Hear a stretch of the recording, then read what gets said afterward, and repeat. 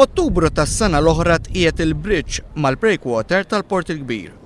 Dan il-bridge li ma jwassal għal-imkien ġie inawgurat f'ċerimonja kollha xinxilli mill-Ministru Austin Gadd it-tlieta filgħaxija 9 xhur sħaħ wara. Mistoqsi minn One News jekk jiġġustifikax in-nefqa ta' kważi 3 miljun euro fuq dan il-proġett, Austin Gadd wieġeb hekk. Taħseb li l-flus huma ġustifikati li ntefu? Konvintissimo. Gadd kellu wkoll ġustifikazzjoni għal l-bridge ġie inawgurat 9 xhur wara.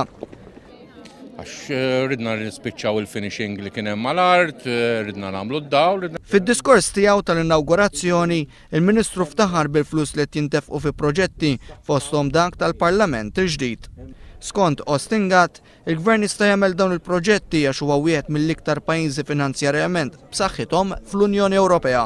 Xejn illum pajjiżna huwa wieħed mill-pajjiżi illi hu l-iktar finanzjarjament sod fl-Unjoni Ewropea. Dan jikkontrasta bil-kbir ma' tarif li kienu ppubblikat din il-ġimgħa stess u li juri li fl-ewwel 3 xhur tas-sena iż-żieda fid-dejn ta' pajjiżna kienet il-5 l-ogħla fl-Unjoni Ewropea.